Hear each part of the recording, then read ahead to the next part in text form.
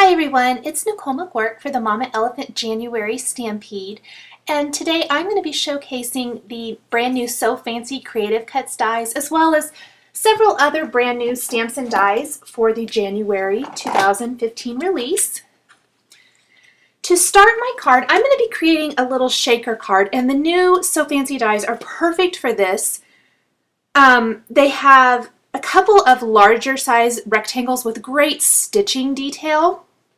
And then some circles and things that you can use to create some really fun shakers. So I die cut the largest A2 sized rectangle from some red cardstock first, and then I used the largest size circle from that and die cut it from the red cardstock as well. That is going to be the front of my shaker card. Now the great thing and what makes these perfect for shakers is that the stitching detail is not only on the inside of the circle if you were going to use the circle as is, but it's also on the outside, so you have that great pierced detail. In this instance, not really stitched. The circles have the pierced detail. The large A2 frame has a little crisscross stitching detail. That all of the pieces have different stitching detail. I think that's one of my favorite aspects of this Creative Cuts So Fancy collection, is that there's lots and lots of choices. So I die cut a contrasting color of cardstock circle to put behind. You probably also saw those clouds that I die cut. Those are from the new Stitched Sky dies, and I die cut those from some white cardstock. And then I needed a transparency to place behind, and what I like to do is die cut that from the same size of die as the front of my card, or what I'm using for the frame of the shaker, simply because that just ensures that it's going to be really nice and everything is going to line up and be perfectly sized. Now I use the powder tool on my red cardstock here, and I set the transparency aside for now while I work on my stamping. I stamped a greeting from the new Shooting Star stamp set, and I stamped that with some Versamark ink and heat set that with white embossing powder. Now I am stamping some of these stars, which there's tons of them in this, which makes it really fun to create a scattering type look of stars, which I'm going to do here. And I'm going to stamp those again with Versamark, and instead of white embossing powder, I'm going to use gold. And I'll just continue to stamp these all around kind of the greeting and the opening for the shaker until I get the look that I want. I kind of was going for a Valentine's feel, but this definitely does not have to be a Valentine's card. This is more of just a love type card that you could give at any time. It would be great for encouragement for maybe a child or a friend, just thinking of you, love you. There's tons of different greetings in the Shooting Star stamp set that would be really cute with this. And I chose to use this stamp set because I'm using the little girl from the stamp set as well, which I will stamp and color here in a little bit. I'm going to go ahead and continue to stamp these little stars all around on the front of my frame, and then I'll heat set those, and then I can move on to the rest of the design. I'm stamping the girl from the Shooting Star stamp set with some Memento Tuxedo Black ink, and I'm using some Nina Solar White cardstock, and then I will simply color her in. And oftentimes when I'm coloring an image of a person or a design like this, I like to start with the skin and the hair and then kind of build the design from that. In this instance, I did start with her face and then her hand until I worked up the color that I liked. I am using E00, E11, E13, and R20 for her face, or any skin there. And then I started with some really light pinks for the dress, and I didn't particularly like them. I went in with a really dark pink, and it didn't blend very well. So I ended up, instead of scrapping the whole project, I just darkened the rest of her dress to match those darker colors. And I ended up liking that a lot better anyway. I thought it kind of brought out the whole design and went with the rest of the card design a lot better. So I'm going to keep working and blending those out until I get the right saturation of color. One thing to keep in mind, pinks and reds bleed a lot more easily than the other colors I found. And these did bleed just a tiny bit, but luckily I was able to really kind of cover that up with darker colors. You should probably leave a little bit of time between blending, which I totally should have done. It was my fault that I didn't do that. I was in a hurry, but you can usually salvage it too. If you see it start to bleed, just take a step back, let that ink dry, and then you can go ahead and go back and start adding more color or blending whatever you need to do.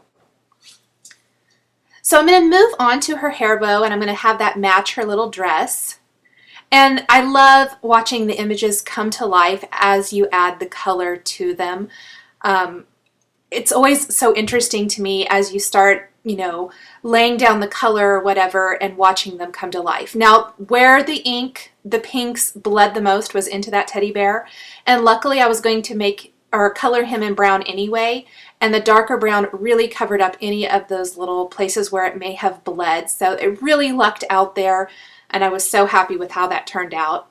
I did end up going in, I wanted her to have kind of a dirty blonde hair look, and I felt like it was a little light where there might naturally be some shadows. So I went back in with my darkest E57 and very, very lightly, with a very light hand, added a few little highlights there where the hair hangs down in the back and kind of around the hair bow, just to give a little bit deeper, darker shadows. Once I have her all colored in, I'm going to go ahead and take the Shooting Star Creative Cuts die that coordinates and die cut her out. And I am ready to start kind of putting it all together now and getting my shaker ready. Before I put the transparency back behind my frame, because I am using that coordinating circle that I die cut, I'm going to go ahead and place that in there. Now, you wouldn't have to do this. You could just use the card base if you wanted to, but I love that pierced detail around the edge on the inside panel piece, and I think that really makes a nice finished look. So that's why I went ahead and did that for this. And by not putting my transparency behind my frame, it allows me to line up that circle perfectly with my card base. So I've adhered that. I've adhered the cloud that's going to be on the back, or I guess inside the shaker is what I want to say. And then I'll adhere the cute little girl inside. Those elements are going to be inside the shaker. The smaller cloud is going to be on the outside of the shaker. So I like to layer my elements as much as possible to really give that sense of dimension. So I'll reline that up because I kind of moved that around a little bit to allow for a little bit more of that larger cloud to show through the shaker. Once those are in place, I decided that I needed some of those stars that were on the outside of the frame to be on the inside as well. So I'm going to stamp some of those on the khaki circle there right above her head. And I am adding a little Wink of Stella Clear glitter pin to her bow and her dress and her shoes, just for a little sparkle and shine. Plus I took a black gel pen and dotted her eyes to really make them dark and vibrant. So here's how it's looking. I'm going to go ahead and add my transparency now before I stamp those additional stars. The transparency, a lot of transparencies, probably not all, but oftentimes they will have protective plastic coating on both sides, and so you want to make sure you peel that off before you use it. And I had a little smudge on my transparency, so I used the hem of my sweater there or my sleeve to wipe that off. Just didn't want that smudge right in the middle of her face. And here's kind of where I decided that I definitely needed some stars on the inside. Yes, it's going to have some shaker material in there, but I really like the way it looks nice and finished with those stars. So it doesn't look like they're just on the outside of the card, but they're inside the shaker as well. So I'm stamping those with Versamark and heat embossing them with gold embossing powder as well. I'm going to double up my foam adhesive. I'm using the Scotch foam adhesive, and I don't have to trim it or anything like that since I have enough area there for the white adhesive.